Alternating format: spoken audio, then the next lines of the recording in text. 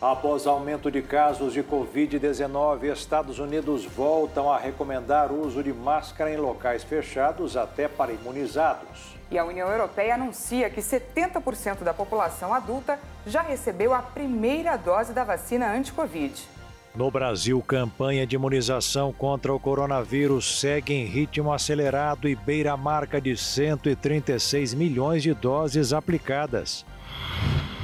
Estudo sobre vacina chinesa Coronavac não comprova a necessidade de reforço com terceira dose. Senador Ciro Nogueira aceita o convite do presidente Bolsonaro para assumir o Ministério da Casa Civil. Fundo Monetário Internacional aumenta a projeção de crescimento do PIB do Brasil para 2021. Sítio Roberto Burle Marques, no Rio de Janeiro, é escolhido como Patrimônio Mundial da Unesco. Vitória da superação. Ítalo Ferreira conquista o primeiro ouro do Brasil nas Olimpíadas de Tóquio. Agora no Jornal das 22.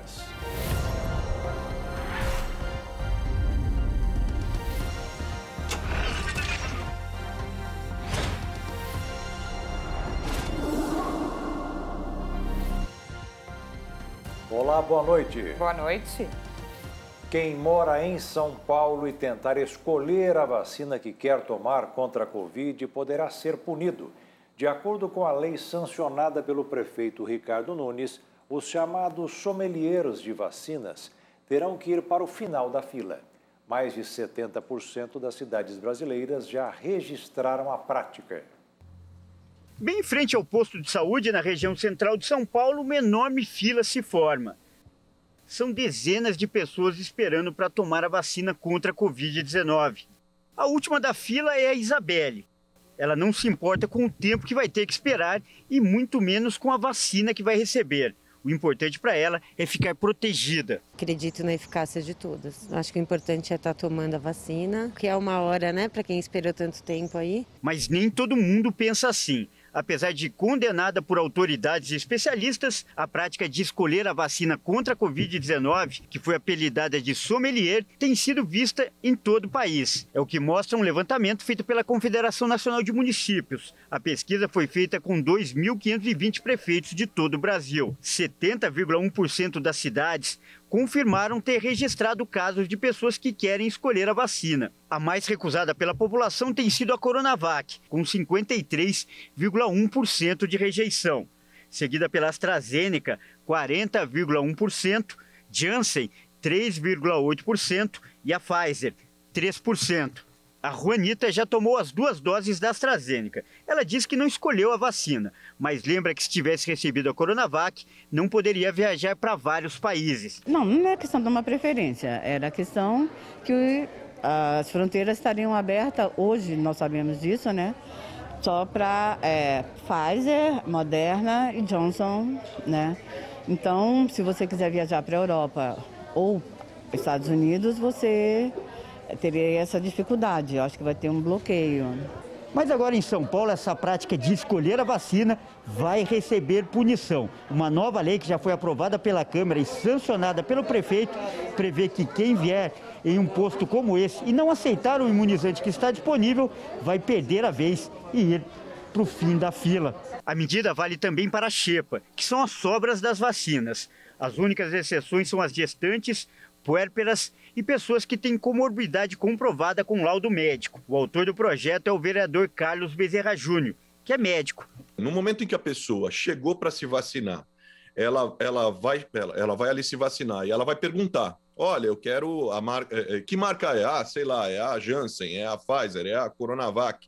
Ah, eu não quero tomar essa, não é do meu... Ah, bom, então se você não vai tomar, você assina aqui que você não vai tomar e você automaticamente vai para o fim da fila. É absolutamente desnecessária essa preocupação de escolher a marca X, a marca Y, a marca Z. Na verdade, a variação de proteção é muito pequena entre uma e outra, e o objetivo principal da vacina é diminuir a gravidade dos casos e o período de internação das pessoas. Então, uma vez vacinado, não quer dizer que a pessoa está 100% imune a Covid, mas quer dizer que, pode prestar atenção, quer dizer, o número de casos, por exemplo, entre idosos, aqueles que foram vacinados, caiu mais de 90% o número de internações graves pela Covid por causa da vacinação. A Agência Nacional de Vigilância Sanitária, Anvisa, decidiu nesta terça-feira suspender por precaução a autorização excepcional e temporária para importar e distribuir a vacina indiana Covaxin. Ela havia sido solicitada pelo Ministério da Saúde como reforço na luta contra a Covid-19. De Brasília, a repórter Camila Xavier tem as informações. A decisão de suspender a vacina foi tomada de forma unânime pela diretoria colegiada da Anvisa, após ser comunicada pela empresa indiana Bharat Biotech de que a Precisa Medicamentos não tem mais autorização para representar a fabricante da Covaxin no Brasil. De acordo com a Anvisa, documentos ilegítimos podem ter sido juntados ao processo de importação e pode impactar no quesito qualidade, segurança e eficácia da vacina a ser utilizada na população brasileira. A empresa é alvo da CPI da pandemia no Senado, que investiga supostas irregularidades envolvendo a negociação para a compra de 20 milhões de doses do imunizante indiano. A importação da vacina havia sido autorizada em junho e exigia que fossem cumpridos os termos e obrigações para fins de distribuição e uso da Covaxin em condições controladas. A medida prevalece até que hajam novas informações que permitam concluir com segurança jurídica e técnica a autorização de importação da vacina. De Brasília, Camila Xavier. Seguimos agora com informações e números de vacinação no Brasil contra a Covid. Com pouco mais de 6 meses de campanha de imunização, do dia 17 de janeiro até hoje, dia 27 de julho, o Brasil aplicou 135.822.700 doses, segundo informações coletadas com as secretarias de saúde dos estados e do Distrito Federal. Desse montante, mais de 38.700.000 pessoas já estão totalmente imunizadas. Os países latino-americanos ultrapassaram a média mundial de vacinação contra a Covid de pouco mais de 27%, com ao menos uma dose de imunizante. Uruguai e Chile superam 70% da população imunizada. A Argentina tem mais de 51% e o Brasil mais de 46%. Um estudo sobre a Coronavac indica que uma terceira dose melhora a proteção do organismo, mas ainda não confirma a necessidade desse reforço. Um estudo publicado por pesquisadores chineses mostrou que uma terceira dose da Coronavac, vacina contra a Covid desenvolvida pela farmacêutica Sinovac, impulsiona o número de anticorpos produzidos pelo organismo. Mas isso não significa necessariamente que países que aplicam esta vacina, como o Brasil, devem dar uma dose adicional agora. Mais pesquisas precisam ser feitas para determinar a necessidade do reforço. A pesquisa foi realizada com 540 adultos saudáveis de 18 a 59 anos. De acordo com o estudo, o nível de anticorpos neutralizantes cai após 6 meses da aplicação da segunda dose. E com uma terceira dose, esses anticorpos voltam a aumentar de 3 a 5 vezes. O resultado também indica que o esquema de 2 doses de Coronavac gerou boa memória imunológica. Os cientistas ainda afirmaram que é melhor garantir que mais pessoas completem o esquema atual de 2 doses. Além dos anticorpos neutralizantes, a memória das células e outros indicadores podem desempenhar uma função importante na proteção.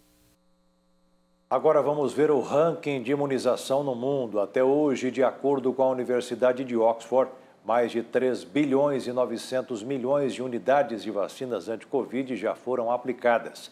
A China segue na liderança e supera até agora a marca de 1,5 bilhão de doses. Na sequência está a Índia, que se aproxima dos 442 milhões. Atrás, na terceira posição, estão os Estados Unidos, com mais de 342 milhões. O Brasil continua na 4ª colocação e hoje chega perto do número de 136 milhões de doses. E fechando o ranking dos 5+, a Alemanha, que se aproxima dos 90 milhões de unidades de vacinas aplicadas até agora. Depois dos laboratórios Moderna e Pfizer iniciarem os estudos que envolvem as vacinas anti-Covid em crianças, a FDA, espécie de Anvisa norte-americana, orientou que as empresas aumentem o número de participantes nos testes, como uma medida de precaução para detectar efeitos colaterais. Sendo assim, as farmacêuticas irão passar a contemplar 3 mil participantes de 5 a 12 anos, o dobro do que estava previsto. A chefe da União Europeia, Ursula von der Leyen, confirmou que 70% da população adulta do bloco tomou pelo menos uma dose da vacina anti-Covid e que mais da metade está completamente imunizada contra o novo coronavírus. A chefe também informou que mais da metade da população do bloco já foi totalmente imunizada. A União Europeia manteve sua palavra e cumpriu. Nossa meta era proteger 70% dos adultos do bloco com pelo menos uma dose de vacinação em julho. Hoje atingimos essa meta e 57% dos adultos já contam com a proteção total da dupla vacinação. O anúncio ocorre dias após a população da França e da Itália tomarem as ruas contra medidas de combate à Covid. A preocupação da União Europeia agora é com o surgimento de possíveis variantes do novo coronavírus.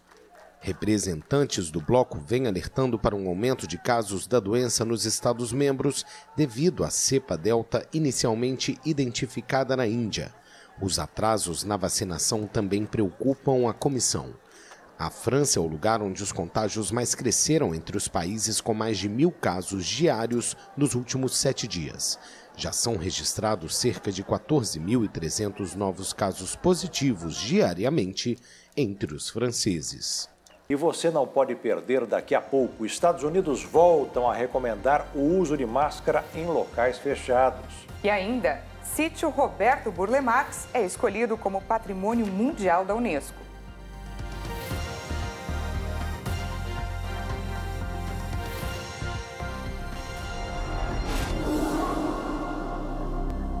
Dois estados americanos adotaram a vacinação ou a testagem obrigatória para alguns públicos. Funcionários públicos e trabalhadores da saúde do estado da Califórnia vão ter de apresentar certificado de vacinação contra a Covid ou vão ter que ser testados semanalmente. O anúncio foi feito nesta segunda-feira pelo governador Gavin Newsom como uma das medidas adotadas para evitar a propagação da variante Delta do vírus, que já representa cerca de 80% das infecções no estado. Seguimos firmes em nossa crença e desejo de que precisamos intensificar as coisas nesta fase da pandemia. Nossas projeções são sóbrias. Elas indicam que ao longo das próximas semanas veremos um aumento significativo de hospitalizações se continuarmos por este caminho. Mais de 245 mil pessoas trabalham para o governo da Califórnia e vão estar submetidos à nova regra. O governador ainda afirmou que trabalha para ativar parcerias com o setor privado para que exigências deste tipo não fiquem restritas ao poder público.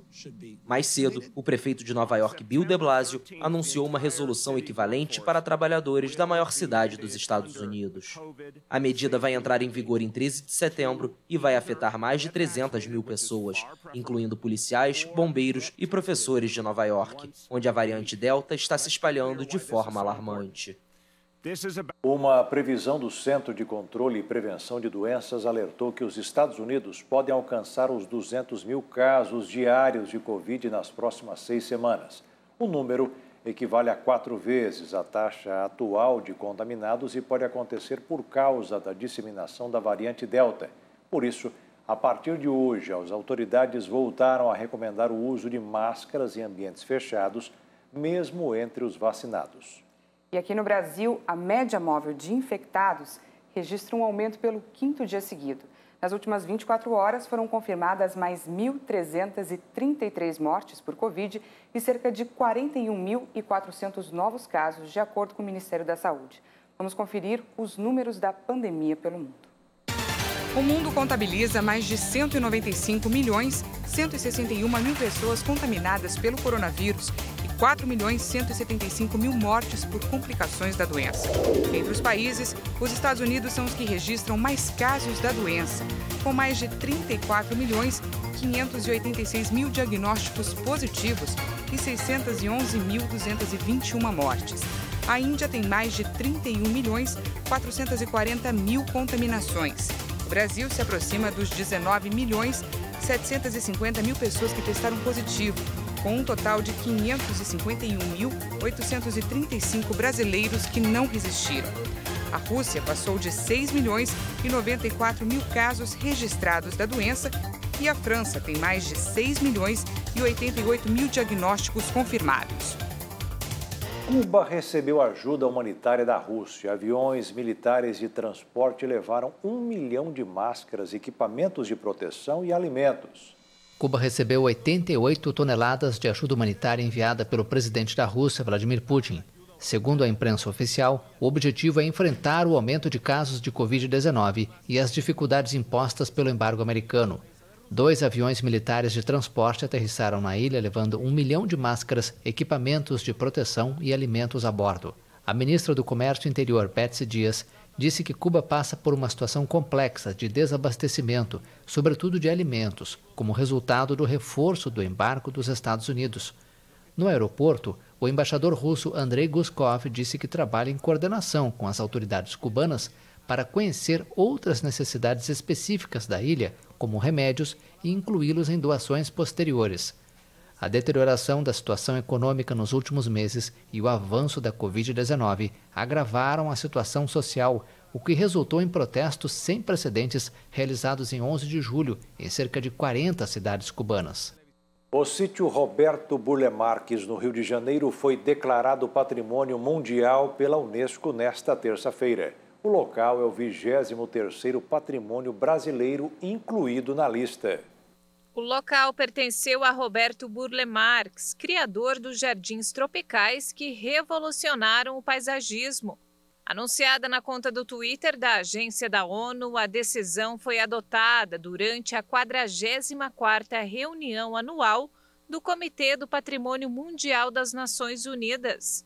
Reconhecido na categoria de locais culturais, o sítio Roberto Burle Marques é o 23º patrimônio brasileiro incluído na lista da Unesco.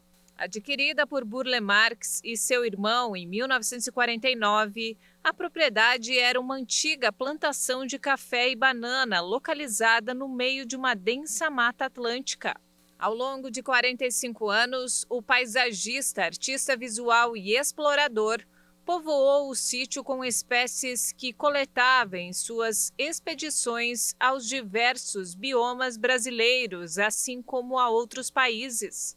Os jardins externos e os viveiros de local reúnem cerca de 3.500 espécies tropicais e subtropicais e condensam, como nenhum outro lugar, a força da natureza que Burle Marques buscou traduzir em suas criações. O paisagista foi um dos pioneiros da ecologia e um dos primeiros a usar a flora nativa em vez de trazê-la da Europa. E veja a seguir, melhora a expectativa de crescimento para o Brasil. E você vai ver também, senador Ciro Nogueira aceita o convite para assumir o ministério.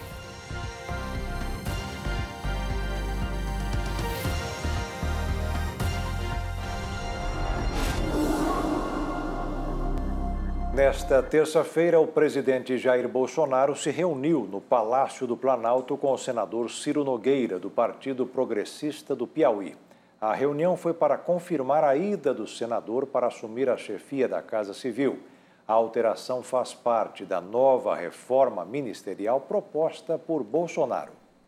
A dança das cadeiras começou na última quarta-feira. Em março, a deputada federal Flávia Arruda foi inserida no núcleo do Palácio do Planalto a convite do presidente Jair Bolsonaro para conduzir a articulação política na Secretaria de Governo. Agora, com Ciro Nogueira, presidente nacional do Partido Progressista e integrante do Centrão, Bolsonaro atende a um pedido antigo de deputados e senadores. Considerada o coração do governo, a Casa Civil é uma pasta estratégica para a articulação política do Palácio do Planalto e é responsável pela coordenação entre os ministérios. O ministro-chefe da pasta é considerado o braço direito e o principal interlocutor do presidente da República. Atualmente, a Casa Civil é comandada pelo general Luiz Eduardo Ramos. Com a chegada do senador Ciro Nogueira à Casa Civil, Ramos irá para a vaga de Onyx Lorenzoni na Secretaria-Geral da Presidência. Por sua vez, Lorenzoni irá assumir o Ministério do Trabalho e Emprego, que será recriado. Diferentemente de outros casos, foi o próprio senador que anunciou a confirmação e não Bolsonaro. O político do PP fez o anúncio por meio das redes sociais e pediu a proteção de Deus para cumprir o novo desafio. Afirmou que, para exercer essa missão, contará com o apoio do presidente da Câmara dos Deputados, Arthur Lira. Na manhã desta terça-feira, o presidente Jair Bolsonaro se reuniu com o senador Ciro Nogueira, o general Luiz Eduardo Ramos, o ministro Fábio Faria, da pasta de Comunicações, Flávia Arruda, da Secretaria de Governo, e com o presidente da Câmara, Arthur Lira. O encontro foi no Palácio do Planalto. No fim da tarde, Bolsonaro se encontrou novamente com o general Luiz Eduardo Ramos e com o ministro da Economia, Paulo Guedes. Ciro Nogueira é o primeiro senador a assumir um cargo no governo. Em declarações recentes a uma rádio de Curitiba, o presidente disse que Nogueira terá a função de intensificar a articulação com o Congresso. É uma pessoa que eu conheço há muito tempo. Ele chegou em 95 na Câmara, eu cheguei em 91. E eu fui mais da metade do meu tempo, de 28 anos de parlamentar, eu fui do Partido Progressista, que é o partido que está o Ciro Nogueira. E a Casa Civil é o ministério mais importante nosso. É o que trata, inclusive, da coordenação entre os ministérios. Então, é uma pessoa que nos interessa pela sua experiência, que pode, no meu entender, fazer um bom trabalho aqui. Agora, o governo contará com 23 ministérios no total, incluindo a pasta do Emprego e Previdência Social, que será recriada. Com a ida de Ciro Nogueira para o governo, Eliane Silva Nogueira Lima, a mãe do senador, também filiada ao Partido Progressista, assumirá a vaga no Senado por ser a primeira suplente. Ela só não assumirá o cargo caso se declare impedida. Nesta hipótese, o segundo suplente é o prefeito de Picos, no Piauí, Gil Paraibano. O presidente Jair Bolsonaro assinou hoje o decreto que instituiu o Sistema de Integridade Pública de Combate à Corrupção no Poder Executivo. Em cerimônia no Palácio do Planalto, Bolsonaro afirmou que nunca se desviou do que prometeu em sua campanha em 2018, o combate à corrupção. Em seu discurso, o presidente Jair Bolsonaro lembrou da sua trajetória política e falou sobre a escolha dos ministérios. Eu fiquei 28 anos dentro do parlamento. E antes disso, passei por 2 anos como vereador na Câmara Municipal do Rio de Janeiro. Acompanhei, portanto, mais de 15 eleições pelo Brasil, gerais ou municipais. E em todos esses momentos,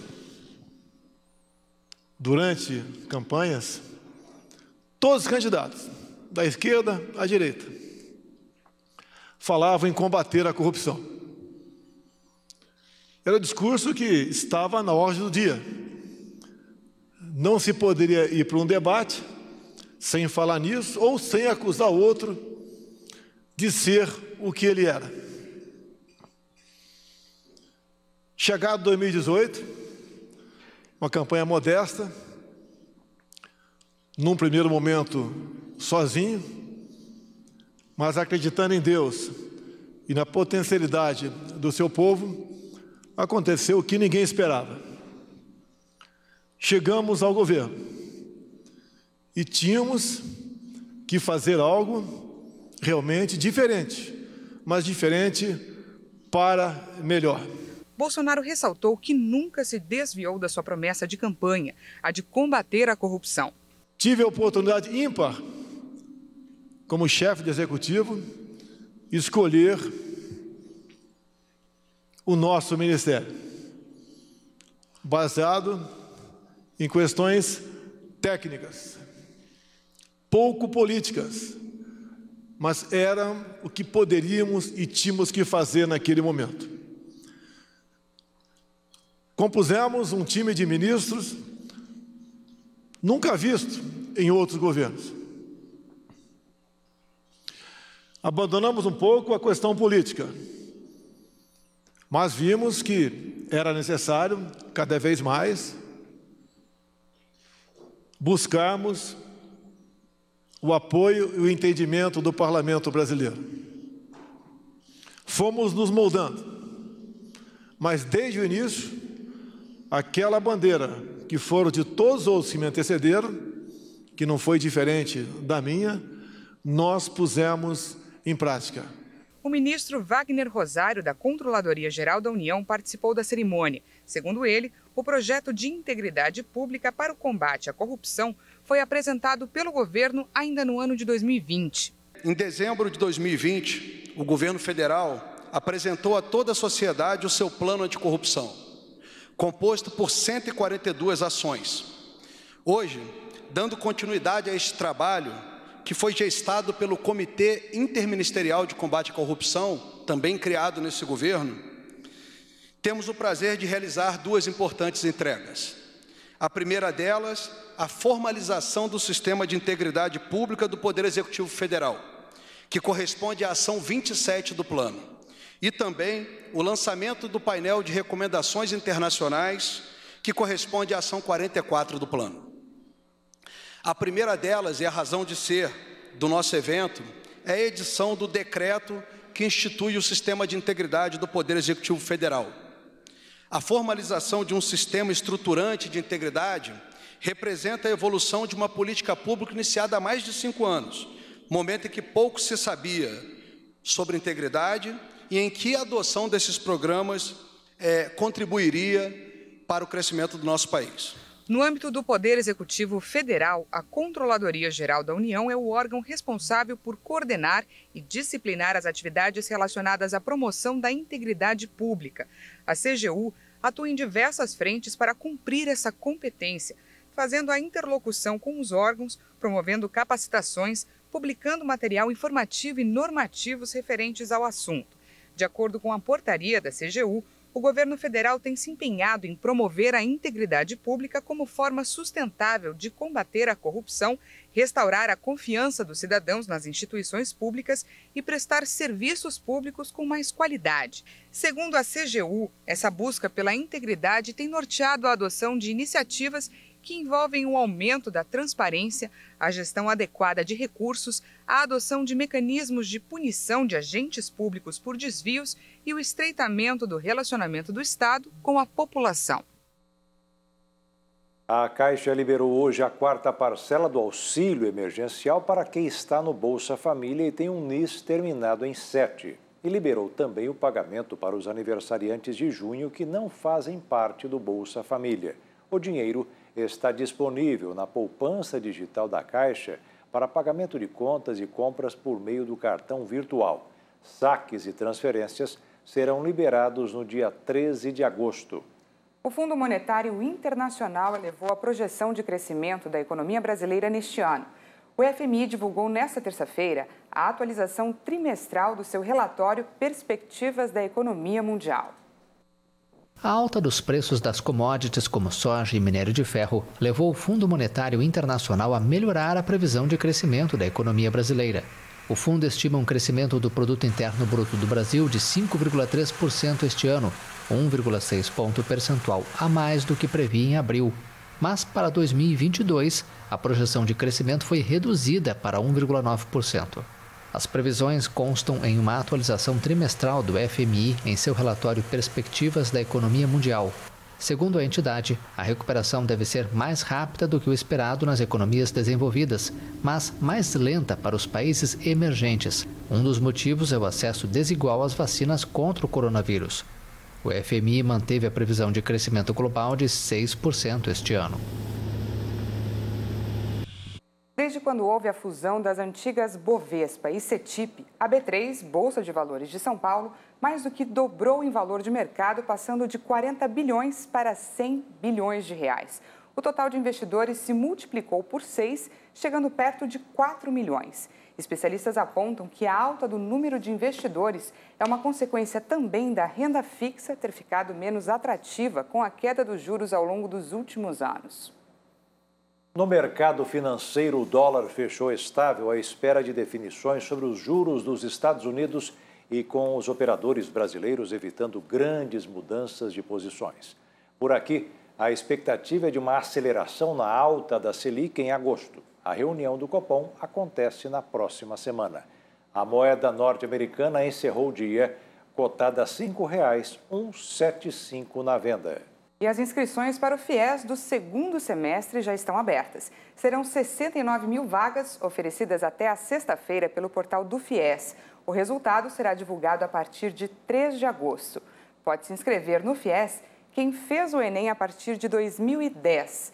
Teve média igual ou superior a 450 pontos nas provas e que não tenha zerado na redação.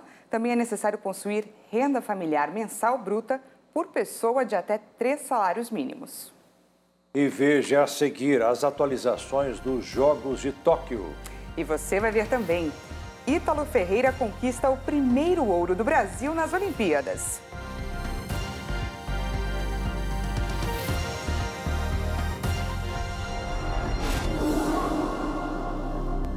A Prefeitura de Belo Horizonte anunciou a volta do público para os estádios de futebol. O público terá que apresentar testes negativos de coronavírus para entrar no estádio.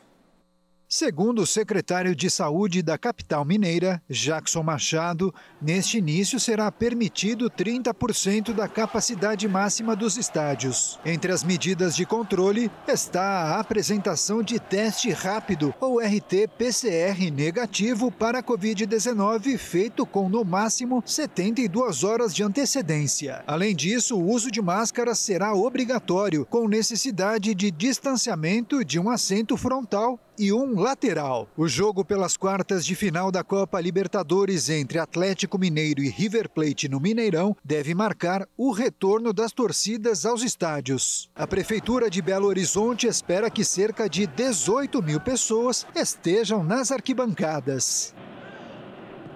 E agora um momento de reflexão. Na live das 15 horas, o pastor Josias Cruz falou que Deus é tudo o que precisamos em nossa vida e, por isso, não devemos deixar a tristeza nos abater. Jesus é a nossa alegria. Isso tem que ser fato na nossa vida. Hoje eu quero falar de uma pessoa, de Ana. Primeiro livro de Samuel. Nós temos aqui um relato maravilhoso e a prova realmente de que é possível ter alegria antes de qualquer milagre.